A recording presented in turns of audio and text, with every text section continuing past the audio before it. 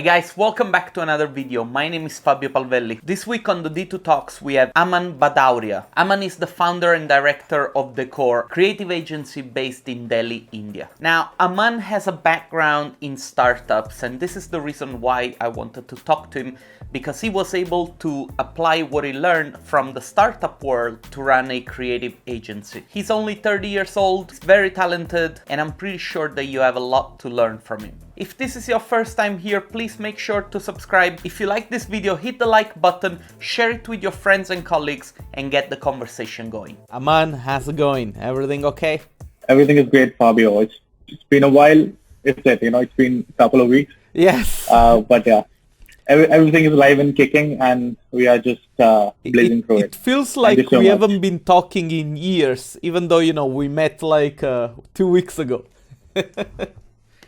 Yeah, we met like 2 weeks ago. We spoke like 2 weeks ago, and it's like, whoa, it's been a while.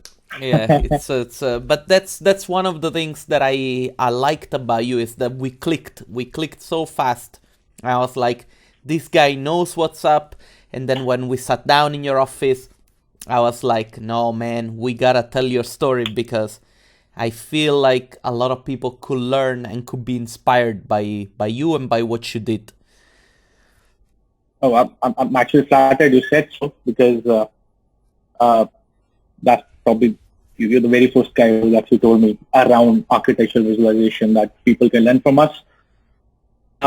So yeah, I'm looking forward to whatever I can contribute, and for the poor souls out there who would want to listen to me. Okay, so let's start with the first question. Let me understand how you got started, because you are not an archivist artist, you're not even an architect, if I don't mistake. You have had this path, which was kind of really beautiful, actually. And then you ended up having an archivist company. Can you tell me a little bit how this happened? So I started my architectural course. So you are an architect? 2006. Yes, I'm an architect. I always wanted to be an architect, always. Okay. Since I thought you were like a product designer. That also, I'll come to that. That happens later. But yeah, so I started with architecture back in 2006, and that's when a lot of visualization was kind of really happening. So we kind of I started with architectural visualization, and that was really bad, by the way, back in the day. So that was SketchUp and Karketia for me. That kind of really worked out, and it was fun. And of course, it's architectural, course, this entire degree of 5 years in India, and you don't really get to spend a lot of time doing visualization. Yes, you do visualization, but you don't get to kind of, invest like 60% of your entire time doing that. So whatever, and back in the day, it was not as lucrative a career as it is right now, globally. So being an architect, just making some drawings and doing this and that was kind of making sense. But then by the end of my architecture kind of, drifted away from it, primarily because, of course, so what you had thought of the architectural ecosystem in the country when you were getting into the college, it wasn't really the same when you go out of the college, because you get to see ground realities, you get to see there's no concept like a minimum wage in our fraternity right now in India. Payments, the salaries were low, things like that. And of course, the entire ecosystem wasn't really that healthy back in the day. There are so many good designs architects coming up right now since past 5 years. But back in the day, of course, I'm not saying that we had some good stuff going on back then as well, but it was hard to get by. It would take you a lot of time to reach there, because that's how the ecosystem is designed. By the people who kind of, control it and, hold influence there. In any case, I had to figure out what needs to be done after my architecture, because I was also dwelling into a couple of other things while doing architecture. I was a metal vocalist. I used to front the band. I also had this blog by the name of The Underground, which went on to become one of the foremost, independent music journalism website in the country for a while. But then, there was a lot of passion involved. It was like trying to nurture the scene, being with a lot of like-minded people, and going from there up, to a bigger platform, so to say. Just, it was just fun, a lot of fun. But then it didn't really pay you at all. So eventually I had to figure out that, hey, you need to pay your bills, what needs to be done. So I then enrolled into an industrial design course. It was Master of Industrial Design, wherein, it was just an extension of 5 years of study that I did in architecture, and then of course 2 years of Masters in Industrial Design exposed me to a lot of other tools and a lot of other methodologies to design things apart from space and interior design, right?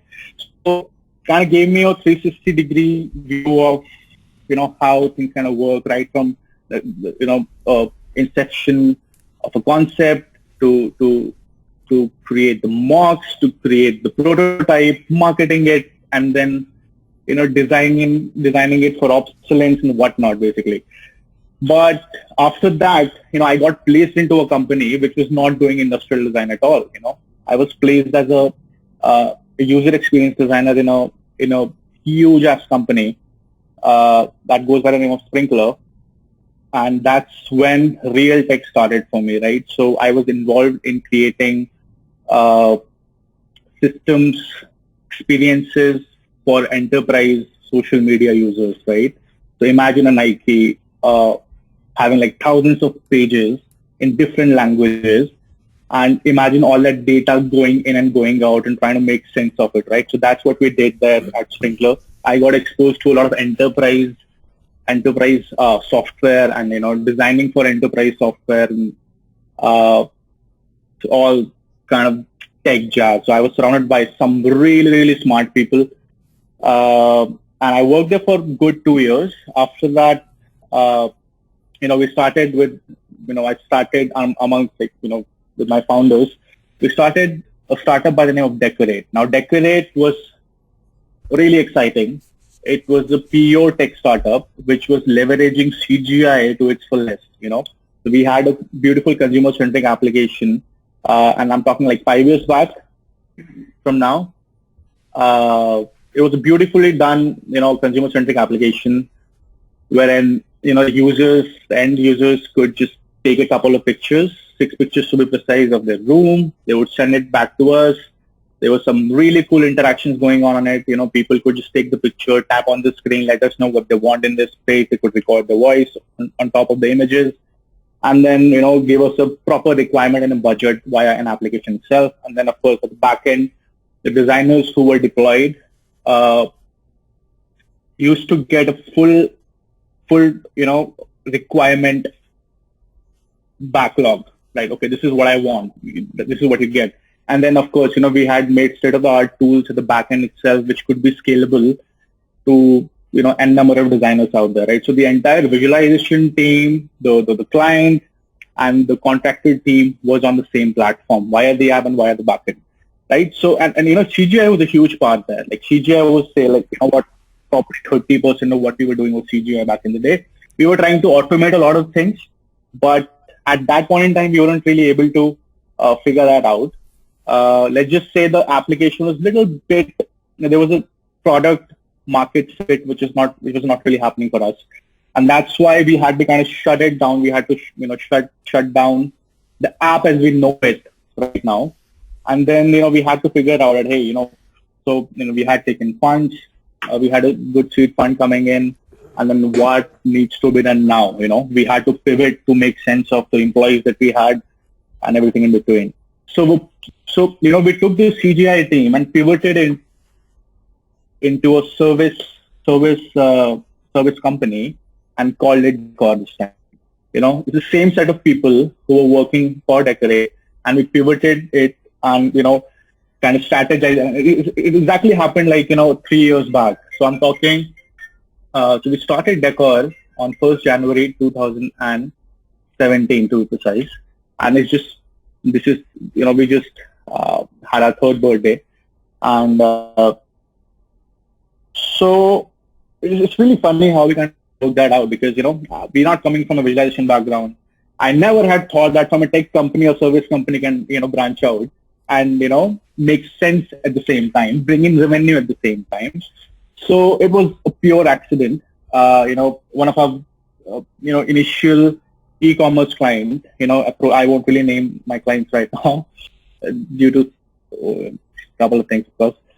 So, this guy just asked us out that, hey, now what you do in your application is CGI, right? I'm like, yeah, that's CGI. Can you do that for us? I'm like, yeah, but you might just have to pay for it. And he's like, okay, cool, we'll pay for it. And they paid well. And we were like, dude, this is some real business, right? This is real money coming in for the first time since we started out. We were just blowing our money out on technology. I won't say blowing out, but technology is expensive, right? So you have to kind of do something really quickly in order to create revenue, right? And if it's not working out, it's not working out. So we thought, hey, let's just do Deckor and fund our technology via that. That's still what we're doing here. So what really happened was that we had 0 clients when we started on 1st of Jan. And how do you really approach it then, right? And of course, we are coming from a product-centric companies. So our way of doing things is very, very different from a regular agency, right? We were totally different. Our mindset was totally. So basically, for us, when we started out, we were not really part of the industry that you see here right now. We still are not really part of that. I mean, people got to know about us by your event when you came here, right? And we were just nobodies, and that's exactly how we wanted it to be, right? Because we were not competing with the market. The market North India is kind of, no, I mean, that's not the industry we would want to be a part of. When you're charging less, you're pirating software. I'm not saying done by everyone, but I know a lot of people who are making a quick buck and not paying at all to anyone. So, and because we are coming from product-centric companies, a piece of software is really important for us. I mean, whatever we're going to use, we are going to pay for that, right? Because tomorrow we don't want you to pirate our own software, correct? So that was a very ethical thing for us right from the get-go. I mean, imagine this. We had 4 people in our office and we had 6 3ds Max licenses, right? That's how, we wanted to start our thing, But initially, we kind of, I backlogged on my salary, with a couple of months, but I made sure that we are buying the shit that we are going to use. Otherwise, we won't be able to put value into our own work. So that's exactly how we kind of started with there. And we devised a strategy that, okay, fine, we don't have a company right now. It's 1st of January, what needs to be done. So we started preparing in December that, okay, this is exactly how we're going to take this forward. So I stopped I stopped all the work. I just gave my guys a couple of images that this is the benchmark that we have to achieve. I don't care which tool you use here. I don't care how we achieve that. In a month, we need to produce 40 world-class images, which I can take to the clients in the international market, right? Because we weren't really competing with the national market. We wanted our first client to be someone from US or from UK or from Australia. An easy paying client. Clients here can be difficult at times. So I'm not kind of differentiating between the national and international market here. It's just that we were a lot who actually segregated their audiences and target market right from the get-go, right? I mean, nobody needs to get nationalistic about this. This is pure business. This is pure money. I don't care where it comes from, right? And so with a very sound strategy as to how do we need to really approach these guys. So don't ask me how, but I had a list of people I had to contact, So we just quickly created a fantastic website. It's still old. We haven't still updated the website in 3 years now. But it still makes sense. That's the kind of, scalability which I talked about. That's what tech taught me, that even if you write a little piece of code or devise a strategy or, you make a system, we talked about systems thinking, and that's the seriously important part that nobody cares about, right? I made a video about it. Yeah, of course. And then, you make sure that, that whatever system thinking that you are kind of trying to employ in your processes needs to be scalable as well, right? So we started with a website, and the guys worked their asses off for a month and produced some really good renders. We put it up there. and then we clear cut, just your above average website, which provides a good kind of experience to you. And then we just started to contact people out there. We just wanted a project. So that first month was the litmus test for us. That was the beta stage. That was our prototype. We wanted to just understand and gauge if there's a market there or not. Because, I'm not coming from an art studio, or my guys, they joined me because they wanted to join a tech startup, the CGI guys. And we just absolutely had no clue what needs to be done. So, let's just test it out. I don't want to, pay hate to any guy who's having like 100 people sitting in his office piloting like half the software tell me that, okay, this makes perfect economical sense, right? So that's what I didn't want to go for. So we tried to test it ourselves. And I kid you not, man, like we signed our first client from New Zealand in like 7 days from starting. I still remember that. It's still one of the most wonderful moment for us. It's been 3 years. That was magical for us. But the first time she replied, Amanda from New Zealand, Auckland, she replied, she's like, I love your work. How about we kind of start working? And, we didn't care about the prices at all, because we just need to know how many people would really come in. We can always decide upon what kind of price we want. We can always increase our price. Did you have to start low with your prices? How did you figure out how to price your work? So basically, we took a middle approach here. We weren't really too low, we weren't really too high, because we didn't really want to shoo away. Because see, our entire idea of doing the exercise for the first month was to gauge if we have real clients out there and if they will be happy to work with a young studio having very less credential, right? So, and that's what I'm talking about. That worked for us. Eventually, in like 3 months, we increased our rates.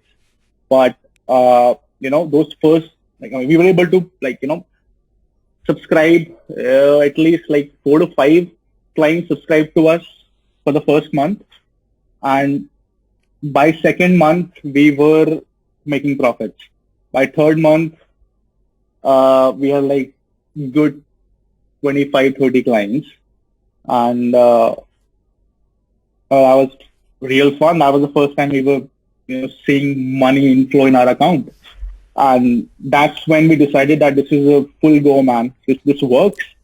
Real industry, real market. We just have to trump everyone here in terms of the quality. First of all, of course, you have to do fantastic quality.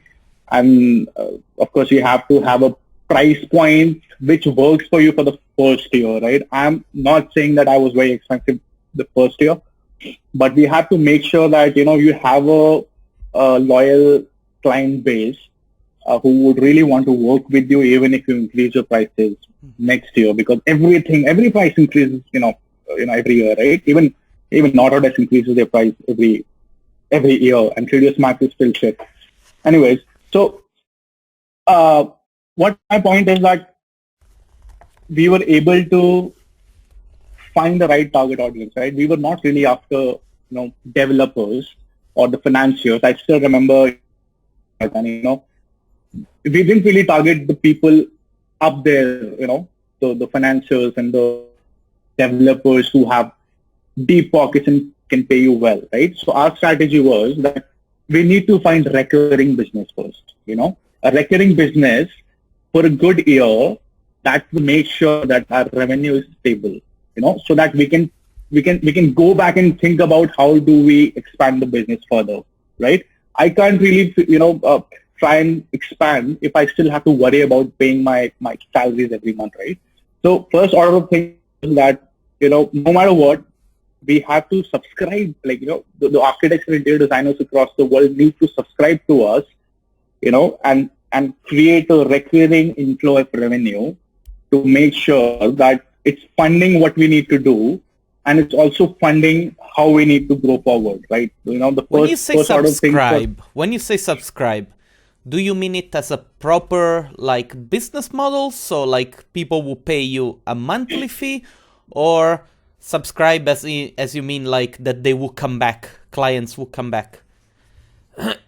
Both actually.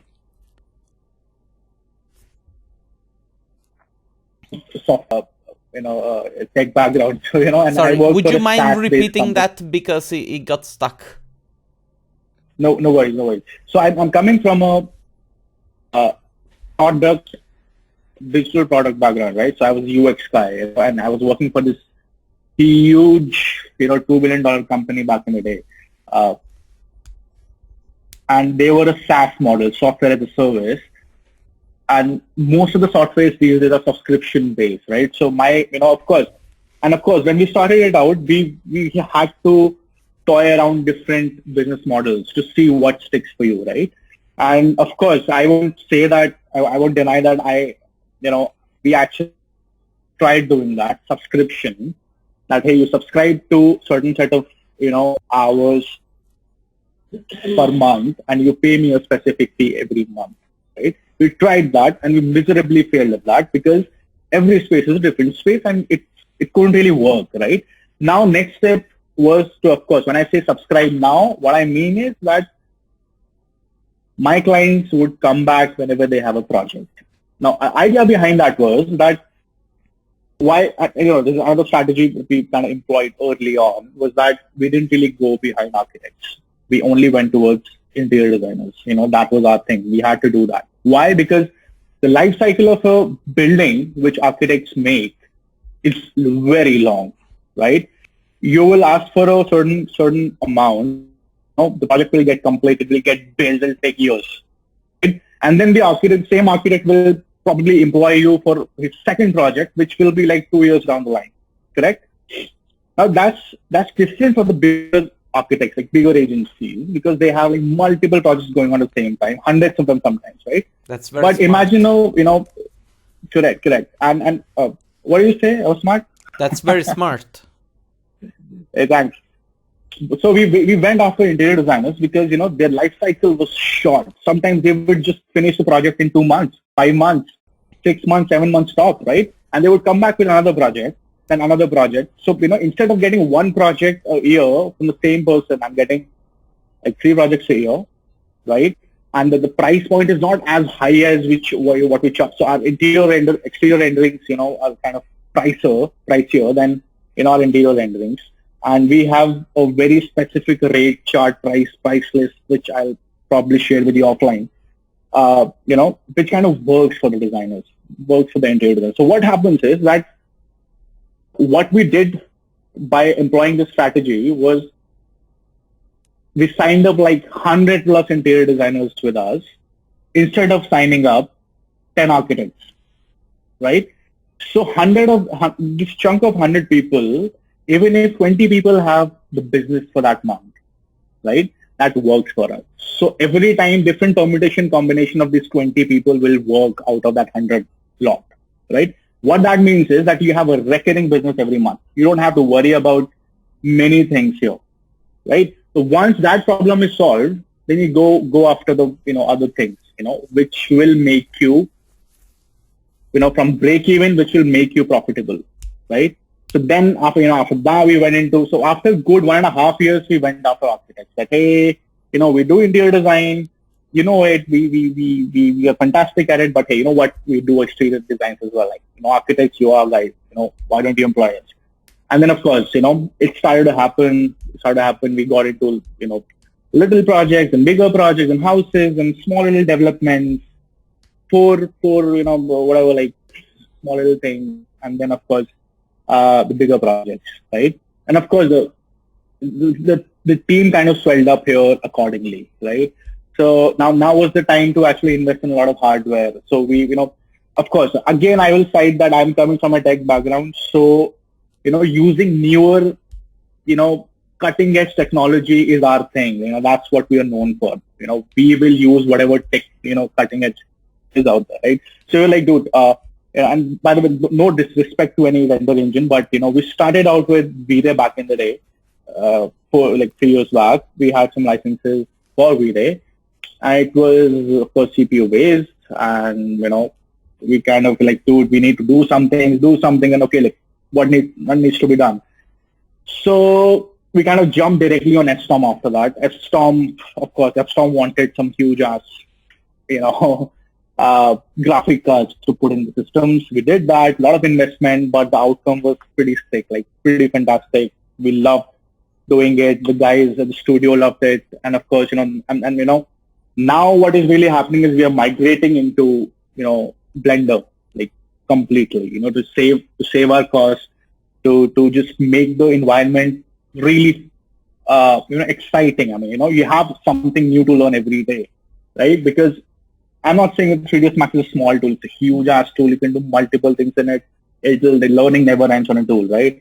But then it kind of ends, and then you have to make sure that you have to make sure the environment in the studio is like really exciting, really healthy, and the guys are using like, for example, right now in the studio, I really never have to worry about whatever project may come in, whatever render engine we might have to use. The thing is that my guys probably just know it because we are not just, reliant upon that specific render engine, right? You'll see the studios are like completely V-Ray or completely Corona.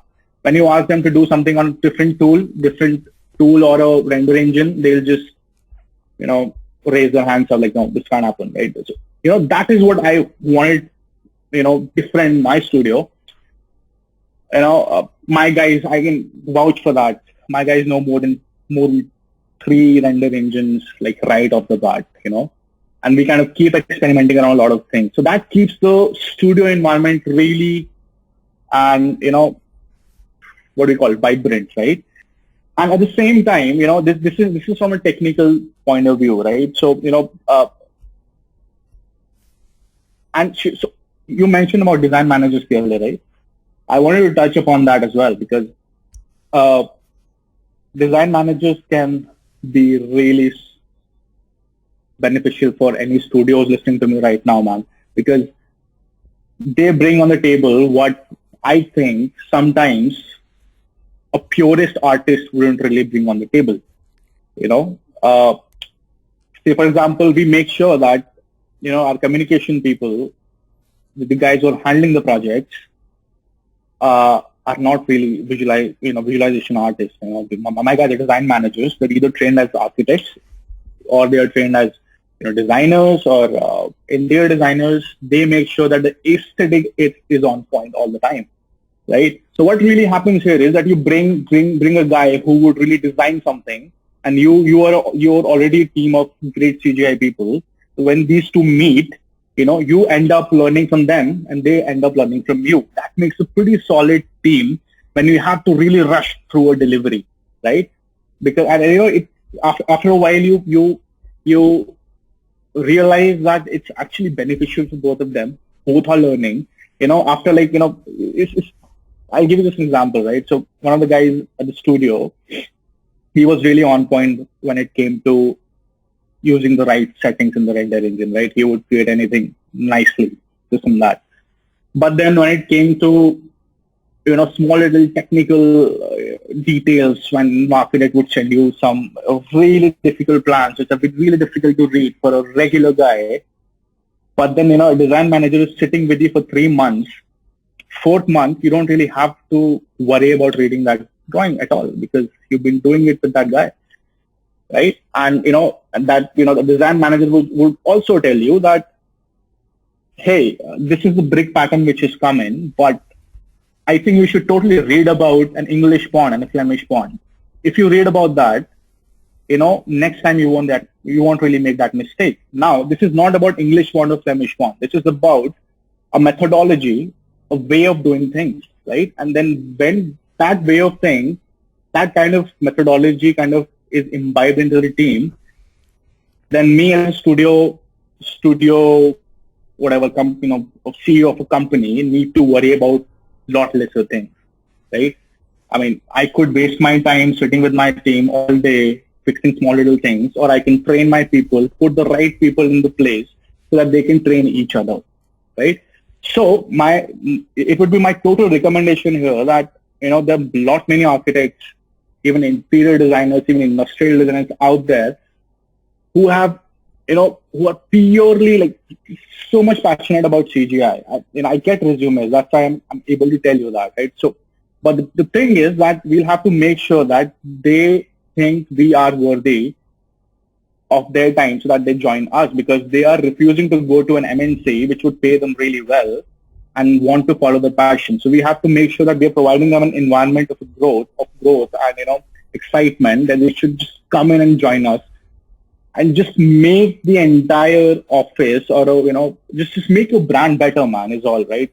You work with better people, the brand becomes better. The guys who are working with you are basically your ambassadors of your company, right? And you have to make sure the ambassadors are doing their job well. And doing their job well is basically boils down to the fact that you need to hire right. You need to hire right people, right? Having said that, I would say that, first year of Deckor, we were a startup, of course, right? And we were working long hours. We were working insanely long hours. The developers would sit on that table, CGI team would sit here, and we just, after a common goal that we need to achieve, and do it really quick as well, because we don't really have much time, right? The money is running out and whatnot, basically, right? So, and that was the very first time that, some of the people in the CGI, people who were in my setup, were exposed to that kind of, grueling environment. And I won't say that I'm not advocating that kind of a environment, but, specifically in startups, you really have to run fast to make sure things are falling in line, right? Because here we are a setup, who are not doing many essential things just to make sure that we are buying licenses, investing a lot in the machine, and then we can't, we have to run fast. There's just no way around it, right? But then the thing is that, so we ran really fast for the first year, man. Like, I can tell you, we guys were going home really late. Sometimes I slept in the office, sometimes the team slept in the office. But I'll tell you what, right? That's what made us, if 3 years down the line, we're sitting here a little comfortably than before, and, we interviewed by you, we must be doing something or the other. But this is one of the things that I was telling, to those who asked me about India. They said, what did you think about the industry and the community? And I said, guys, we only have to hope that the Indian market itself will pick itself up, because these guys, if they're going to become the new standard for Western Europe, for Europe, for the USA, for the Western Hemisphere, we're going to be smoked, because these are guys that work 15 hours a day, they love their job, and it's just a cultural aspect of doing whatever it is that they want to do, that they are going to do it for as long as it takes until they get to where they want to get. But anyway, Aman, listen, we've been talking for 33 minutes already. Oh man, that's whoa. I have a bunch of questions that I want to ask you, so I'm sorry. Please go on, man. Sorry. I have to steer you. You have to stop me. I'm gonna be the steering guy. I want to ask you, to date, what do you wish that you had known when you started out? Oh, that's an easy one for me. So basically, I was dwelling too much into many different things at one point in time. Right? Even when I was doing architecture, there was architecture, there was this music blog, there was this being a musician, and then there was this last slot which thought, hey, I'm going to do something really cool, even after I was doing like multiple things at the same time. That was foolish. I should have focused upon a couple of things only, things that probably made sense to me more back in the day, instead of dwelling into multiple things at the same time. That is something which I would really want to change. So that's that. I think this is a very good point. I'll make sure to make a note and probably reshare this as a quote of yours. Is there ever been in your career up to this moment a time where you failed in something, but it turned out to be a great life lesson? Absolutely. I already told you, right? Deckor started as a tech startup, failed, and then we pivoted. We made Deckor out of it, and Deckor, I think, is doing fine. So that's Yeah, correct. This is the reason why I wanted you to have on the channel, mainly because the fact that when you and I talked in India, you told me how you started your company as a startup and not as a service company. And I think that there are some processes when it comes to starting a business with a certain type of structure that in a way they make you become bulletproof to market changes, to all the things that happen when you run a business. And so in the very beginning when you started to talk, you used a lot of startup terminology. I'm pretty sure that these are words that a lot of people won't understand. Maybe can you give a little bit of guidance to somebody that is trying to run a business, but they're trying to do it as artists, and so you have your own experience with artists. Do you see some of the mistakes that artists do when thinking about running a business? What would you say to these guys? I think, this is something which I've seen a lot, right? I've seen this with the musicians. I've seen this with the artists, of course, Arco is artists as well, and many other people who are like really creative. The thing is that you got to be creative, but you got to pay your bills at the same time, right? And that is a statement which stands true for everything, man. You really have bills. So what do you need to do to pay those bills? You have to try and capitalize your talent in more than one way or the other. Sometimes I see that, okay, you being a fantastic CGI artist is not going to really make money for you, because at the end of the day, you are a product. What I'm trying to sell is my Deckor, and that's a product. Who you are a product, right? Just name a great CGI artist out there, and you're a product, and you're trying to sell yourself to make sure that some revenue flows into your company. Even if you're a freelancer, you have to make sure the money comes in. How do you do that, right? If you're a guy who would want to be a superhero in your local community, make sure that, local is easy. You know your language, you know your tricks, you know the market, business. You make sense there. But in the global market, we have to start making sense globally. So if I'm a great CGI artist and I think that I can't really hold a conversation in English with this client in Miami, then next step should be to make sure that it doesn't happen the next time. You have to invest some time and money in your spoken English, like that. And that sentiment is basically everything, right? Because in order to make go from $100 to $1,000, you have to invest in yourself. If you're running a studio, you have to invest in your studio in more than one way, and just not the tools that comes in, that the software that you can buy. Invest in proper training. Invest in I'll give you a little example, right? So I'm trying to run a business here, but I don't know everything, right? So I have a business coach, a very capable business coach coming in and helping us with that, because there's no shame in taking help in 2020, correct?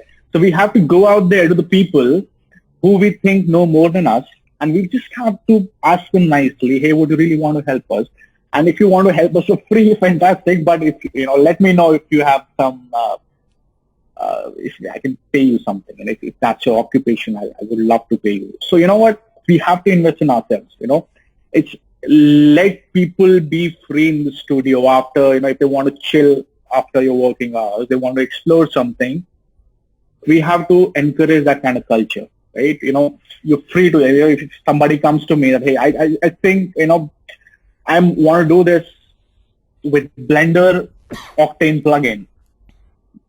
Normal guy would say that, hey, no, you can't do that. But thing with us here is that we would encourage that kind of notion, that kind of pattern, because that's how the fun is going to remain in a workplace, right?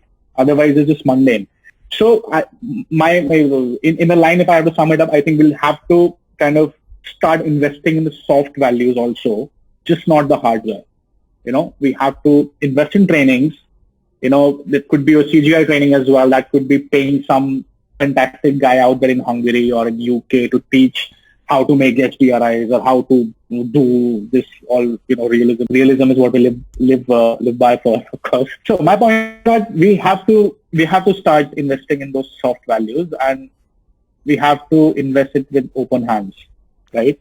In order to make sense in 2020, in order to make sense as a brand, because brands also go stale. Brands can go stale, and you might say that, hey, this is old. Because out there, somebody sitting in the US, in New York, is actually looking for CGI firms across the country, because across the world, right? And you have to make sure that when they are looking for it, you are right there, in terms of just not improving on SEO, but in terms of a brand, when they look at your website, when they look at the communication, your Facebook pages, social media pages, your brand should reek of awesomeness, right? Yeah. You should make sense, and that's what does the job. I took some time to answer that. I hope I answered that well. Let me ask you another question. This is not related to what we just talked, but I think it might be something interesting for others to hear it from you. Do you use the word no? Do you manage to use it in your favor? Because I fear that a lot of artists, in order to get work, they force themselves to say yes, yes, yes. But to a certain extent, if you want to raise your standard, you gotta start saying no. What is your take? Oh, all the time. So, for the first 2 years, we were using this unknowingly. We were saying no to people unknowingly, because when we started out for the first 6 months, we were like, dude, we got to take startup anyway, right? So if you don't give me the business, it's fine, it's fine. We're just testing it out. So unknowingly, we said no to numerous people, thinking that, hey, we're just testing this out if this works or not. So, but after 6 months, the result of saying no came out, We could see that, people were circling back and they're like, cool, okay, we love your work. So, okay, fine, your price and do it, right?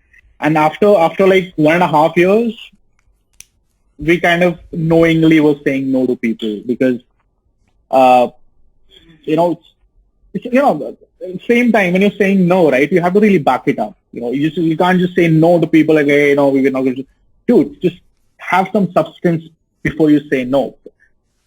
Say no very nicely. Get on a call with the client and tell them that, hey, you know what, we invest this kind of efforts and time and this and that, and you have to inform the other party that this is why you're saying no, because that's the only way there's a chance that they will circle back to you eventually in a year or a 6 month or a 4 month, right? And what reasons that you provide your client with a no makes all the difference here. Nothing else makes it, because no is a no. They know that why you're saying no. But if you're able to kind of comprehend it in a manner and are able to say no in a very cohesive manner with reasons, proper reasons, and that's a way to not burn the bridges, basically. And more often than not, I've seen people coming back for sure. If not all, some totally do. And if they don't want to understand, this is a reason for you to believe that these are people that it's not worth to work together. That's true, because, there are some people, of course, you meet a lot of people, a lot of companies when you do business. Some people would genuinely be baffled with your pricing, because that's not what they were exposed before this.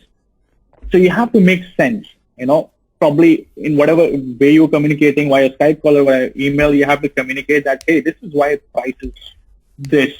We're not trying to be this big shot studio who doesn't want to work with you, but why this price is because such and such and such reasons, right?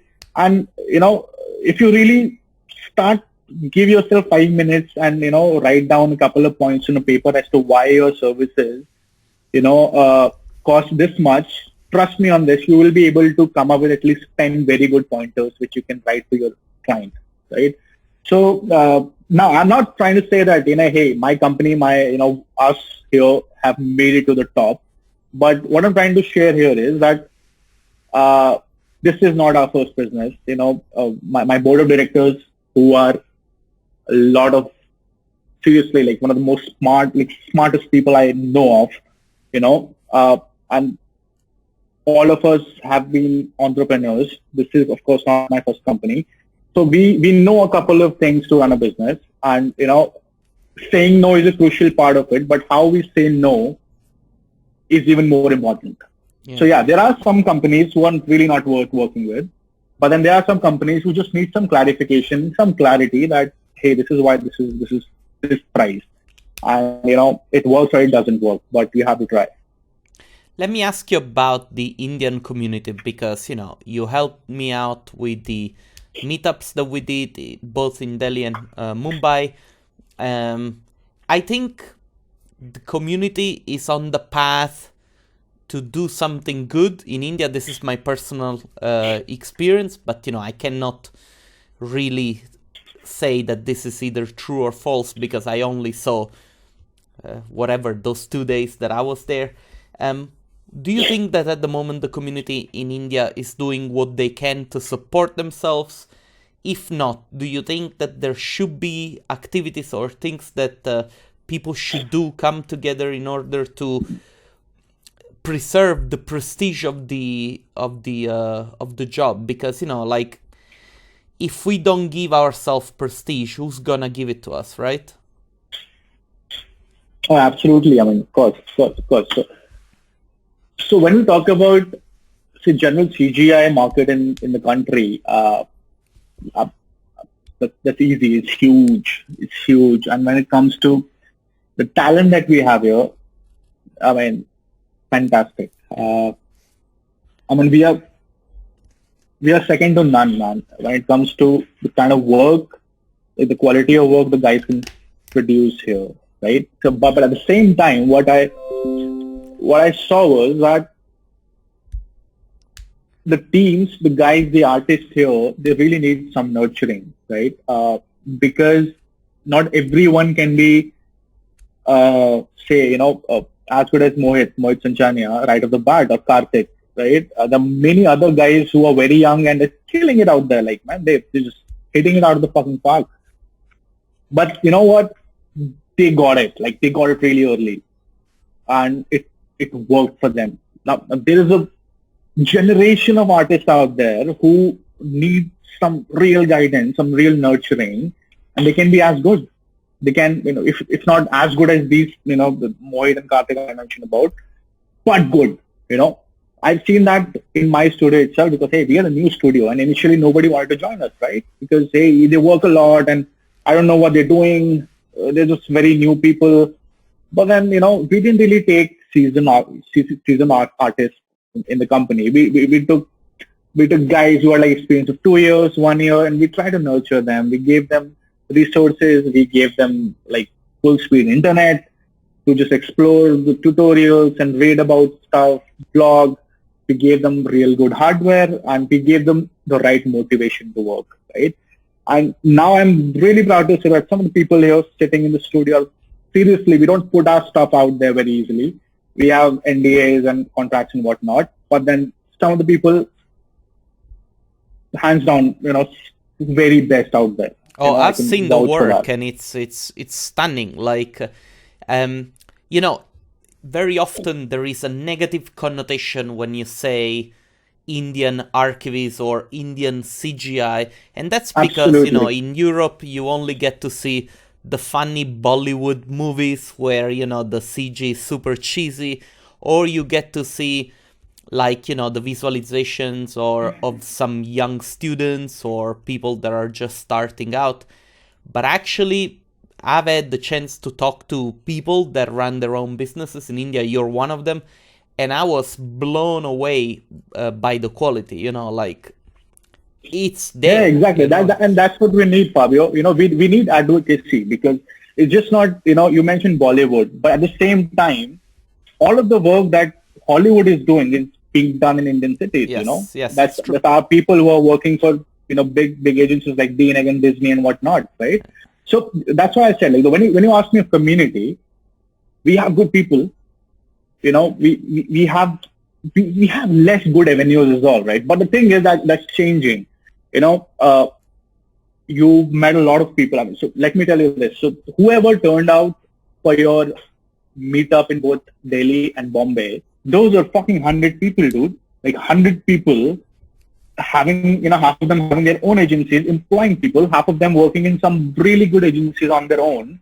That makes a very healthy and wide community, if you ask me, because these are the people who are going to spread the fire out there, right? These are the people who are going to start the conversation with the third person that, you know what, there was this, some other thing is happening and we should just come back together and think and share the knowledge and see what happens and what kind of rates are you charging to your clients?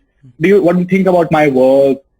So basically, after the meetups, that eventually started to happen, and of course you're a part of that Indian Arquiz group. We're gonna do some good activities around it. We're gonna try and make a very healthy community. So coming back to your question, what the community? I would say community is fantastic here. We have a lot of talented people. So what we need is basically avenues. We need one avenue. We need the right motivation for kids to specifically come to Arquiz, because what happens right now is at top of the lot more often than not, because VFX industry is paying much more than what an Arquiz studio would pay you right off the bat for the fresher. So they're moving to that side. There are very few people who would end up doing Arquiz. But how do we change that is the right question here. And we change that, by changing our own salary policies. We have to make sure that, a fresher who really want to do Arquiz is getting paid decently to start off, so that he doesn't have to go back home and, tell the parents that, you know what, they're not really paying, so I'm going to go do VFX, something which I don't even like.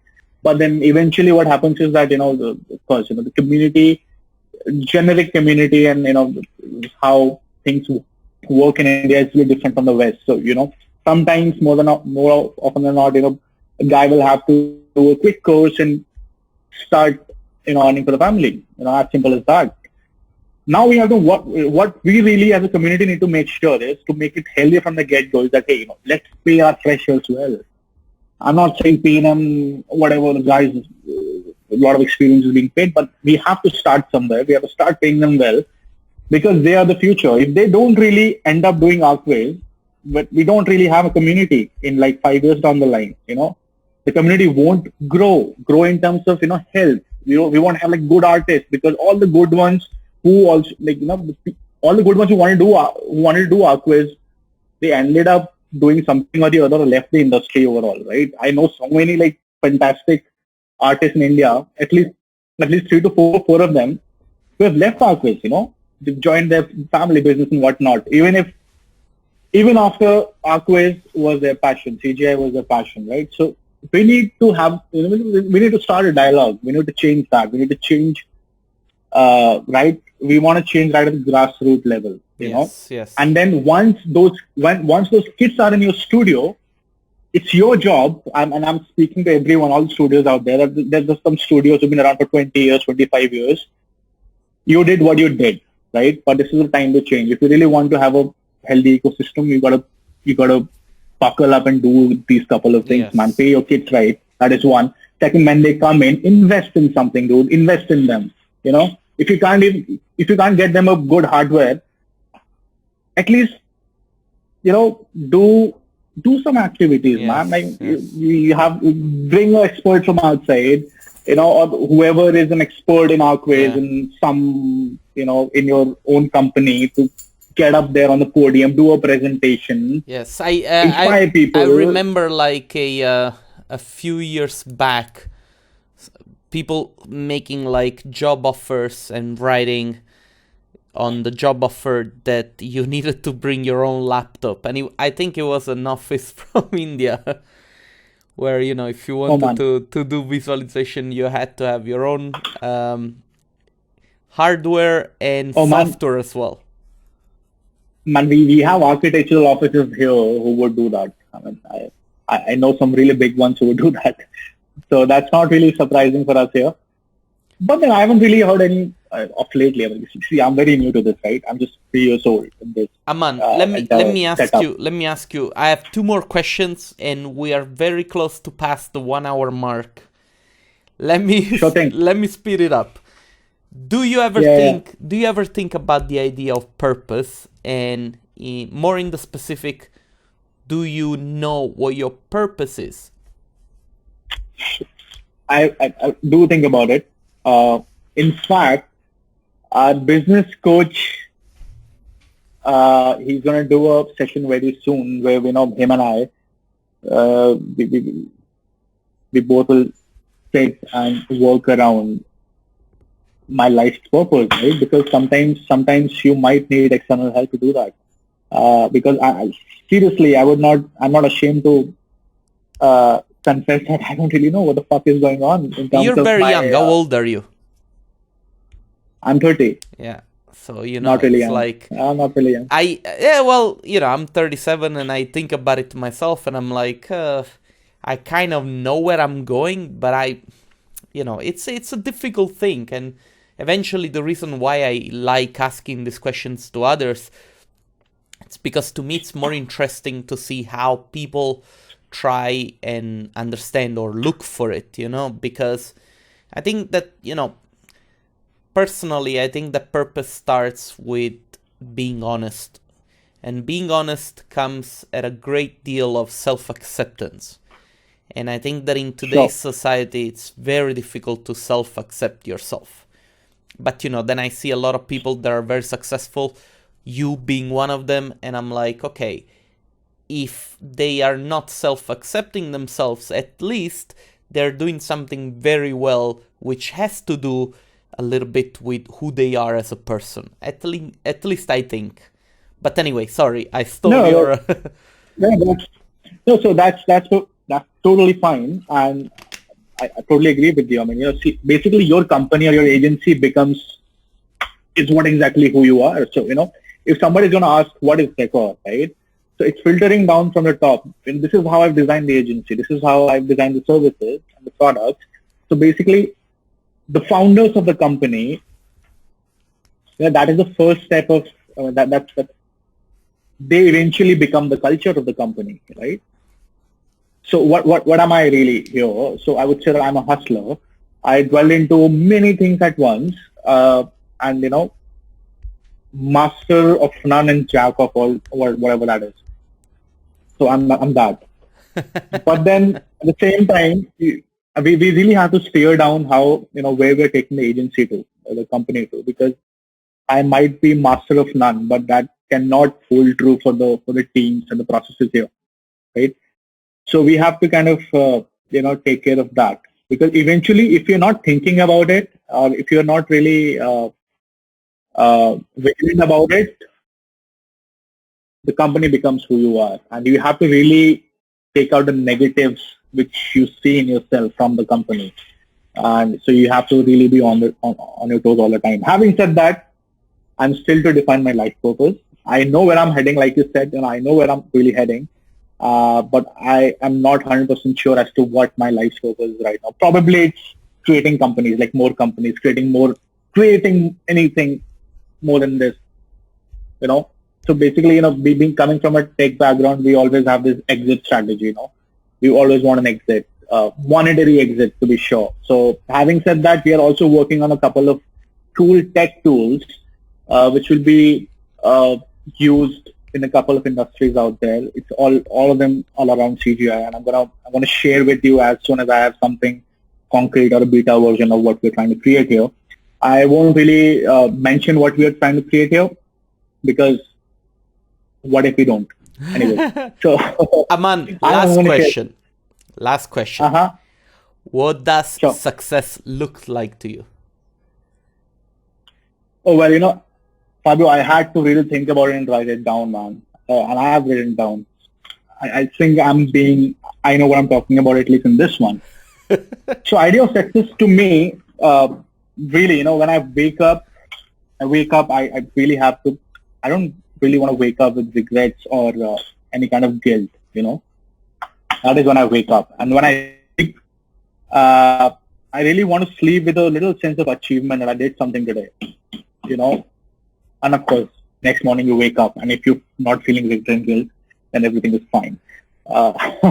It's a circle, and that's what success looks to me. I mean, it's not. I don't really measure my success with the kind of car I'm driving with, or the number of employees I have in my company, not at all, right? If I'm able to do these little things, which kind of helps me get my head stable. And of course, right off the bat, I just thought of another thing, right? I really have a great passion about, success of my team. I really want my people to succeed. And that I would say is a very close second for me.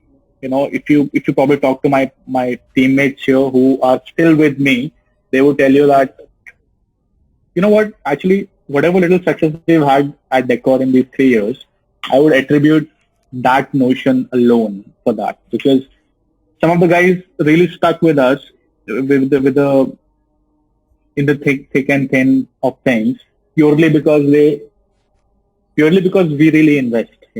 I would really want to see my guys probably making the most amount of money than any other studio can pay. I really want to do that,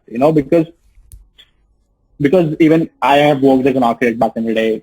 There was a buffer in between my bachelor's and my master's, so I worked there. So we had CGI people. Truth be told, a lot of the people in the ecosystem don't really respect specifically artist people. They would call them 3D people. They would not. There are multiple reasons why they do that. I won't justify any of it. But the thing is that how can we really change is that when an architect who's having 15 years of experience is jealous of a guy who's working with me just for 3 years. That's the kind of care and that's the kind of attention we really want to give to our people, right? And what else can you really need, man? I have to say that I have the most fantastic team I can ask for, who are very open-minded, which is the first thing in creating a good team, right? I mean, if the guy is open-minded, he's going to explore the shit out of everything. And what is CGI? Exploring the shit out of everything, right? Coming from an outsider, by the way, I don't do CGI. But I can tell you that, these guys are mad people, man. I've seen some people sit for 48 hours, just exploring that tiny fucking bit. Because they just couldn't do that shader right. They would invest 48 hours in it, right? And by the 50th hour, they're like, whoa, I have done it. I'm going to sleep now. So that kind of passion is there, and that kind of passion needs to be rewarded, needs to be spoken of, needs to be celebrated, which is something which is really missing out there. And that is something which might be missing from the global community, not just the Indian community, but I don't really know about the global community. But yeah, that's what I have for you for the success rate. Aman, listen, we've been going over the hour mark, which is the goal, what I try to do with all my guests. But lately I have to say, and I'm happy, but we've been going over the hour. I don't know. I think we're asking good questions. You can edit a lot of crap out from this, by the way. Dude, I want to thank you first of all for taking the time. If people wanted to find you, what is the best channel? Instagram, Facebook? Or just drop an email to me. It's aman@deckor.co. That's aman@deckor.co. I'll put the link in the description just in case. Yep. Aman, thanks a lot. Thank you so much, Fabio. Thanks a lot for doing this. I'm going to stop the recording. Don't go anywhere so that I can thank you again, okay? Thanks a lot for doing this, man. Thank you.